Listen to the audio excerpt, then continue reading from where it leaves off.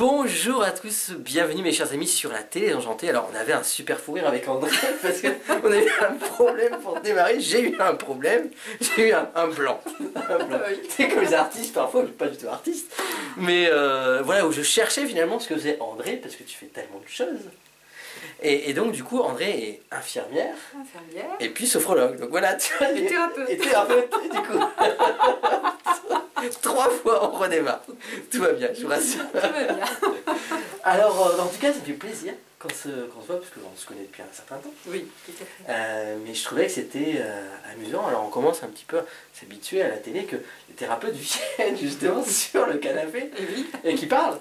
Et qui parlent d'eux, finalement. Oui, parler de soi sur son canapé. Ça, c'est plutôt chouette, parce que c'est jamais évident de choisir son thérapeute, la personne qui va nous accompagner. Oui. Et je trouve qu'en tout cas, c'est jamais évident de parler de soi, même quand on est dans cette profession-là. C'est même peut-être encore plus compliqué parce qu'on n'est pas habitué. Mais c'est un bel exercice, puis c'est un beau partage, c'est un beau cadeau aussi que tu me fais. C'est un super cadeau que tu me fais également. Donc c'est du partage, c'est génial. Oui, j'ai envie de rebondir sur ce que tu viens de dire. C'est pas évident de parler de soi quand on est thérapeute. Quand on est thérapeute, on est avant tout un être humain. Et un thérapeute qui veut accompagner correctement les personnes qui viennent vers elle ou vers lui, je pense que la moindre des choses, c'est travailler sur soi déjà, pour être bien avec soi-même et pour pouvoir entendre et écouter l'autre. Il y a, j'imagine, tu vas nous en parler, mais il y a une confiance qui est là, c'est-à-dire qu'il n'y a pas qu'une confiance envers son thérapeute, mais aussi le contraire. Enfin, je veux dire, c'est quelque chose qui est... j'ai envie de dire, tu vois, là, spontanément, j'ai envie de dire, c'est une danse commune entre les deux. Tu vois, il y a une amie qui me parlait de tango argentin, pas plus tard que ce week-end. Et le tango argentin, c'est, d'après ce qu'elle me dit, parce que moi, très humblement, je ne danse pas le tango. Ça me parle parce que j'ai vu une émission, parce qu'ils ont essayé de me faire danser, c'était assez drôle pour moi et assez impressionnant. Mais c'est vraiment une danse où tu as énormément besoin d'avoir confiance en l'autre. La femme, en l'occurrence, doit avoir une confiance presque aveugle en l'homme qui guide le mouvement. Et on n'en est pas dans une confiance aveugle, je dirais, mais c'est ça, c'est la confiance. Je peux me livrer, et c'est pas facile de se livrer. Non. On sait très bien, toi et moi, qu'il nous faut du temps avant de se livrer. Parler de soi, oser aller spontanément dire ce que l'on pense être, parce que finalement on ne sait pas toujours qui l'on est au départ. On se lance dans un accompagnement thérapeutique. Donc, voilà. Il y a des couches. Ouh là là, les couches. Évacuer petit à petit. Alors comment ça a démarré toutes ces aventures pour toi alors? Alors, ces aventures elles viennent de loin. Je crois que si vraiment ce qui me vient spontanément, elle vient de quand j'étais toute petite déjà, enfant déjà. Cette envie d'aller aider l'autre, d'accompagner l'autre, de coucouner l'autre d'une certaine manière, c'était ça au départ. Au départ en tant qu'enfant, parce que mon expérience d'enfant a fait que j'ai eu à le faire, mais j'ai eu aussi envie de le faire. Au jour d'aujourd'hui, je te dirais que c'est moi qui ai eu envie de le faire. Il n'y a pas eu une obligation extrême, sauf que j'ai dû le vivre peut-être autrement. Et ça m'a mené, l'air de rien, vers cette formation d'infirmière. Mais je n'ai pas pris n'importe quelle voie d'infirmière, j'ai pris la voie de l'infirmière de santé au travail. D'accord. Parce que l'infirmière de santé au travail, c'est pas la clinique, c'est pas le soin, mis à part des urgences et des petits bobos, je vais te dire franchement, c'est pas ce qu'il y a de plus intéressant. C'est le côté déjà écoute, accompagnement, réflexion, aller échanger. Là aussi, il faut qu'il y ait une confiance qui s'installe. Parce que tu es dans la vie des personnes 8 heures quand même. On sait combien de temps on passe au travail, tu vois. Donc déjà ce métier d'infirmière de santé au travail, je l'ai compris après, c'était déjà cette orientation sociale, écoute.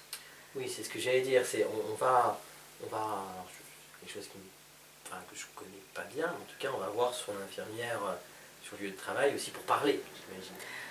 Alors, les personnes n'ont pas cette conscience directe qu'elles ont besoin de parler.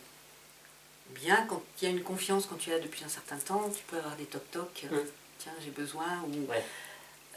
Communément, au départ, on se rend compte que la personne vient te dire j'ai mal à la tête, par exemple. J'ai besoin d'un comprimé, j'ai mal à la tête. Ouais. Soit tu ouvres ta pharmacie, tu prends le comprimé, tu le donnes. Voilà, le Ivan. Voilà, c'est pas l'essence du travail. Ouais. Hein. C'est, oui, mais tiens, comment ça se fait que tu as mal à la tête? Qu'est-ce qui s'est passé? Assieds-toi, ou est-ce que tu as besoin de t'allonger?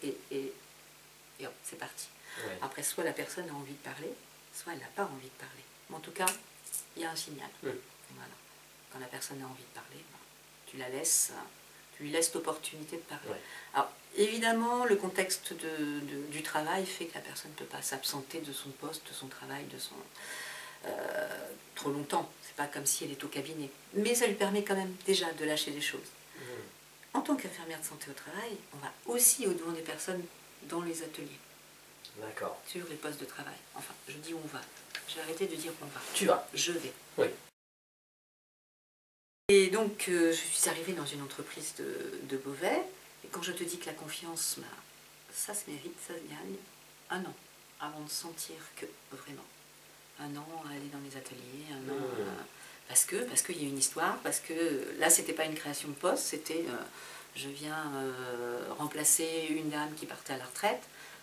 Tu changes pas les choses comme ça, hein, tu changes pas les habitudes comme ça. Non. Fatalement, nous ne sommes pas pareils. Nous ne fonctionnons pas pareil, surtout qu'il y avait une génération d'écart. Donc, et moi j'y vais. Hein. Donc, bon, calmos, mais 1 an quand même. Hein. J'y suis restée presque 10 ans. Au cours de ces 10 années, comme nous étions plusieurs infirmières de santé au travail, un peu isolée dans le métier quand même, l'infirmière de santé au travail, elle est toute seule dans son entreprise, avec un médecin qui vient de temps en temps, mais sinon isolée par rapport au reste de la profession. Donc on avait organisé... Comment ça se vit d'ailleurs ça?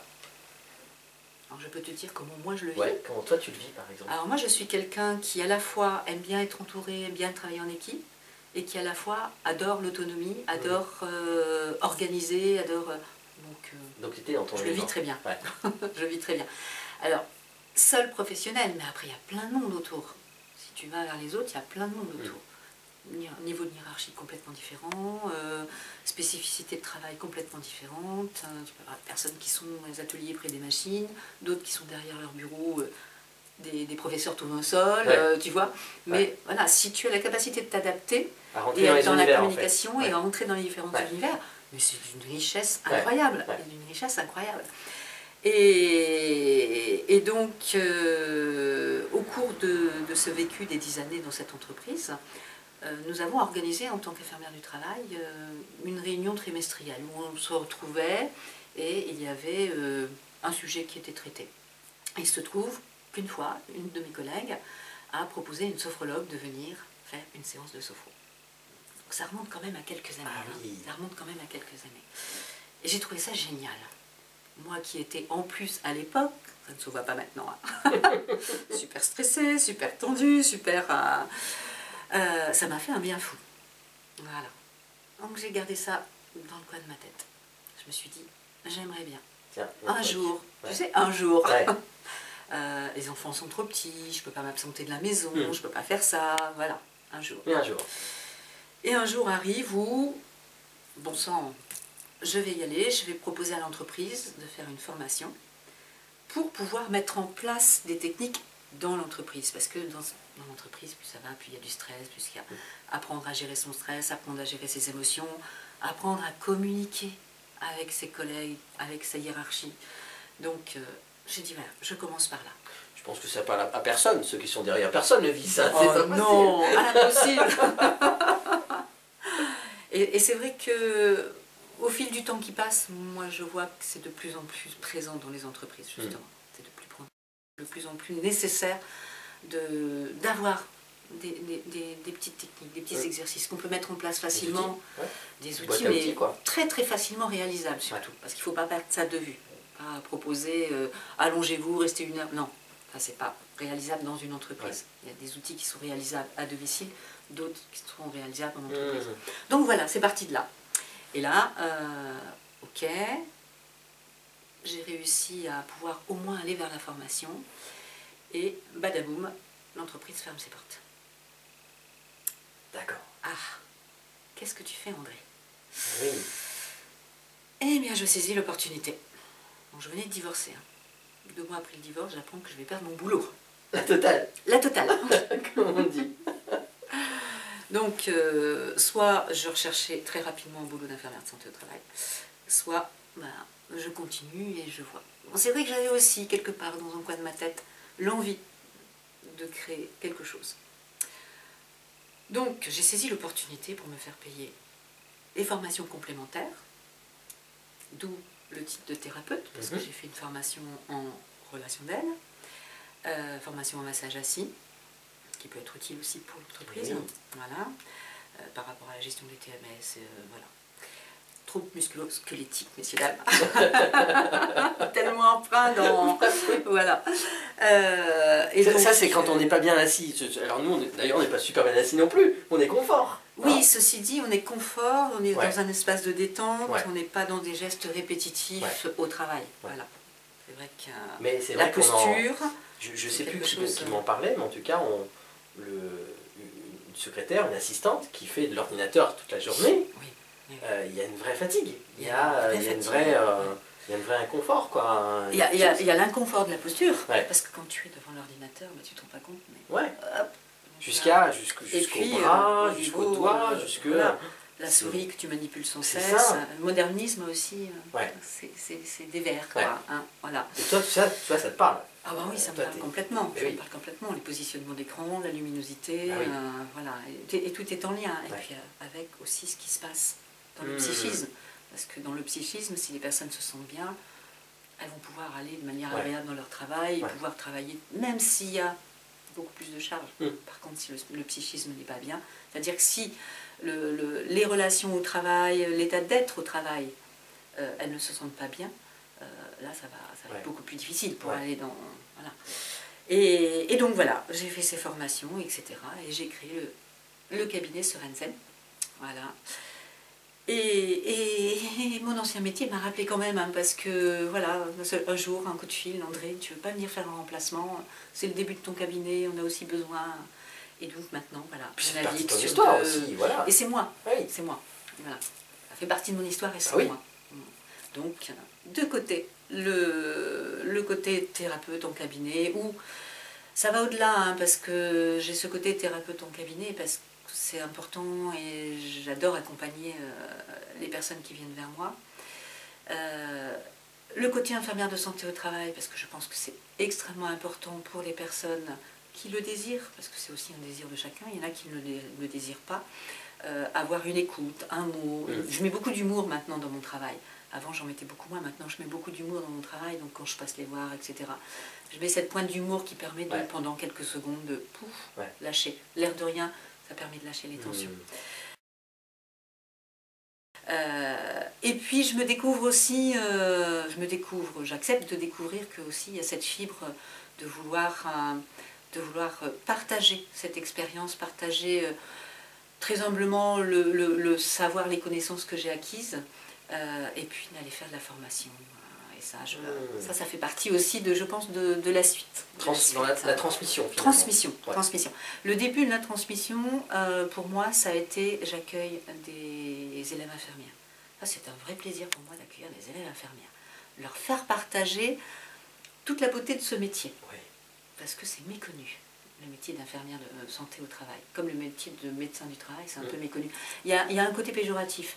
Le médecin du travail ou l'infirmière du travail, c'est celles qui n'ont pas réussi dans leurs études. Sauf que, non, ça demande beaucoup plus de connaissances. Effectivement, côté soins, c'est pas la peine. Et de flexibilité sur le terrain. D'adaptabilité, de flexibilité, et d'écoute, être capable d'être dans l'écoute. Et en même temps, mais alors là, je te disais tout à l'heure, quand on a commencé à échanger, que je me rends compte que je suis toujours au centre, et que dans ma vie, notamment dans ma vie professionnelle, je navigue toujours dans... André trouve un équilibre. Donc effectivement, dans ces 3 axes-là, transmission, formation, cabinet et infirmière de santé au travail, il y a déjà un équilibre à avoir. Mais même dans le métier d'infirmière de santé au travail, tu es la seule représentante, je dirais, de la santé, qui doit être neutre. Tu ne dois pas être pro, j'ai envie de dire, patron, entre guillemets, représentant de l'entreprise, qui a ses impératifs, qui a ses directives, qui a voilà, ses contraintes. Tu ne dois pas être pro-salarié, qui a ses revendications, qui a ses déboires, qui a ses difficultés. Tu ne dois pas être pro-syndicat, qui est là pour garantir la communication et l'équilibre des règles, des lois, etc. C'est important que tu sois voilà, équilibré au milieu, que tu aies une écoute neutre et une action neutre. Mais alors là, je te dis pas l'énergie que ça donne. Ah bah oui, l'air de tiraillé. L'air de rien, un petit mot et tu te tiraillais, une attitude, tu te sens tiraillé, une réflexion, tu te sens tiraillé. Et là, je vais te dire franchement, ma formation de sophrologue thérapeute m'a énormément servi pour prendre beaucoup de recul et ne pas y mettre une énergie presque destructrice, quoi. Parce que tu as besoin de te blinder, tu as besoin de te protéger, et tout en étant dans l'accompagnement des autres. Parce que ça peut être un grand patron qui n'est pas bien dans sa fonction. En tant qu'être humain, il a aussi besoin d'être accompagné. Ça peut être quelqu'un qui est plutôt dans la sphère bureautique, qui a besoin d'être accompagné. Ça peut être un syndicaliste qui est aussi une personne qui a besoin d'être accompagnée. Et toi, tu es là. Tu dois être neutre. Donc, voilà. Je suis toujours dans ce mouvement-là. Hop, ah non, attention, on revient là. Et ça demande une énergie phénoménale. Mais ça va, je l'ai l'énergie. Oui, c'est clair. C'est clair. Après 30... j'en suis à combien, Aimé, là? Voilà, 84, mon premier emploi. 84 ans. Non. Non. On s'est fait peur d'un seul coup. Oui, ça vient. 80... Les gens qui sont là, ils vont plus te voir du tout. Je suis là. Oui, elle était au centre, elle bougeait. Je suis d'origine un petit peu italienne, donc je bouge beaucoup. Voilà. Je bouge avec le bas, je parle avec le bas. Donc, 84. je suis, oui, mon premier emploi d'infirmière de santé au travail. D'accord. Et 1er avril 85, exactement. 1er avril. C'était pas un poisson. C'était pas une blague. Donc voilà, finalement, tout s'harmonise bien. Je trouve que c'est important. Et je ne suis pas nécessairement dans la décision de lâcher l'un ou l'autre. Pour moi, tout l'ensemble est important. Parce que si je peux apporter juste ça, même à une seule personne de l'entreprise, c'est énorme. C'est énorme, c'est énorme. Parce qu'après, ça fait boule de neige.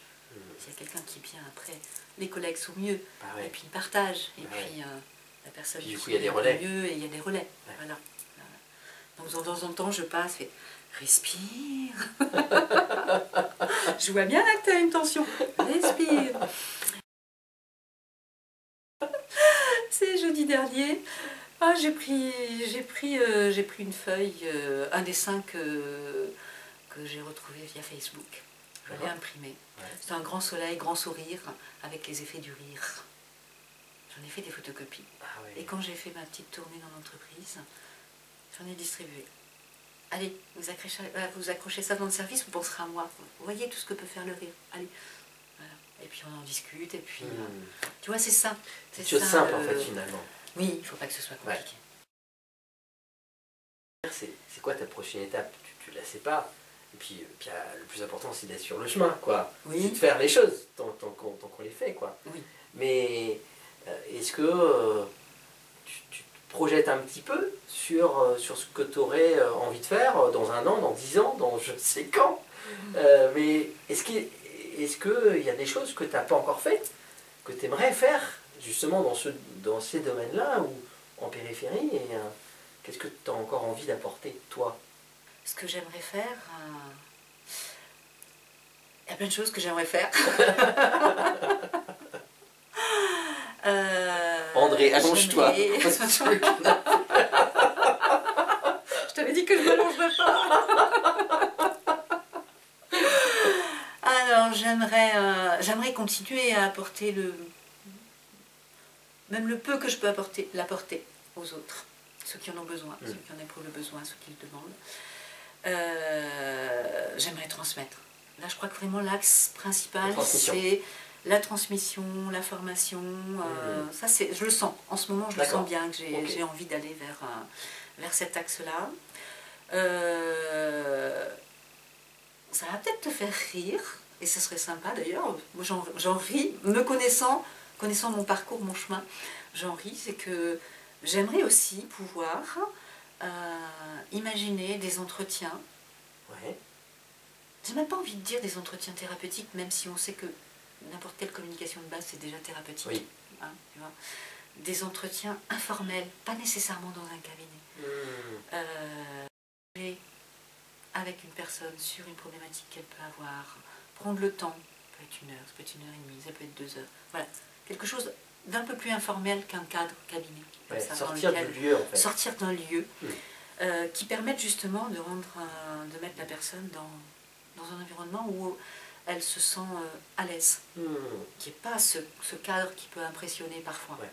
Tiens, surtout la première fois où je vais, comment ça va être, voilà. Ouais. Qui est la personne qui est en face de moi là et qui est qui est assez plombant finalement. C'est plombant parce que voilà, elle est assise là et si on allait se balader, si on allait dans un café, l'air de rien, partager un thé, un café, et puis parler de soi, donner à l'autre l'opportunité de parler de soi. J'aimerais bien. Ça c'est quelque chose qui m'est venu assez récemment. D'accord. Tu vois, c'est plein de richesses. Finalement, dans mon travail, moi je me suis toujours épanouie dans mon travail. C'est vrai que j'ai cette chance, combien de fois je le dis, j'ai cette chance de m'épanouir dans mon travail. Quel que soit. Ça se voit. Je regarde pas souvent à la caméra parce que dans la communication, moi je suis... Moi tu sais, je suis obligée de leur parler en même temps, de leur raconter. Je pense à vous, je sais que vous nous écoutez, je communique de temps en temps avec vous, je suis dans la pleine communication avec toi Franck et c'est vrai que c'est extrêmement important. Qu'est-ce que je peux te souhaiter? Dis-moi. Qu'est-ce que tu aimerais me souhaiter? Ouais. Qu'est-ce que j'aimerais? Ben, tu continues à être épanoui dans ce que tu fais et peu importe les formes que ça prendra dans le temps. Mais parce que voilà, les outils, tu les as et ça va peut-être prendre des formes différentes, cabinet, pas cabinet, peu importe tout ça. Mais restez toi. Restez toi. Et d'être toujours aussi épanoui dans mon travail. Ouais, d'avoir cette... c'est une richesse. Ouais. C'est franchement une richesse. Même s'il y a des moments où je suis fatiguée, même s'il y a des moments où j'ai envie de dire communément, quand sont les prochaines vacances? Je te remercie en tout cas de pouvoir me donner l'opportunité d'exprimer tout ça. Ouais, c'est vraiment super chouette. Et c'est ce que j'essaye de transmettre, en tout cas, cette richesse, cette joie, avec tout, ça c'est la réalité, hein, dans tout métier, il y a des moments de difficulté, il y a des déboires, il y a des... Mais quand je reçois une élève infirmière, c'est ce que j'essaye de lui transmettre. C'est cette beauté. En même temps, je suis quelqu'un qui est aussi exigeante dans le travail et dans le métier. C'est important. J'ai aussi une exigence, mais je pense que cette exigence m'a permis aussi d'avancer, de dépasser et d'être ce que je suis aussi aujourd'hui. Écoute, en tout cas, je suis ravie de t'avoir accueilli sur la télé. Merci beaucoup à toi. Donc voilà, et ben on va dire au revoir. On va dire au revoir. On va vous faire des bisous. Et puis j'espère qu'en tout cas ce portrait vous aura permis de découvrir un petit peu mieux ce métier de thérapeute, ce métier d'infirmière au travail. C'est la télé désenchantée. Pour ceux qui œuvrent à un monde meilleur, c'est la télé désenchantée. Pour ceux qui aiment partager, c'est la télé désenchantée. Pour ceux qui veulent trouver le bonheur, c'est la télé désenchantée. Si tu peux la partager. Essayez de réaliser vos rêves. Réalisez vos rêves. Ouais, réalisez vos rêves.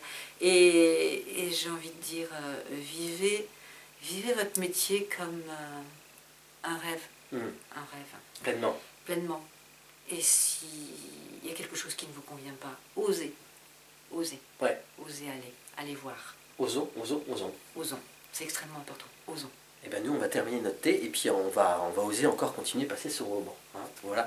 On vous embrasse, à très bientôt sur les www.latelédesenchantés.com. On n'est rien oublié. La télé désenchantée. Vous embrasse, bisous. À bientôt.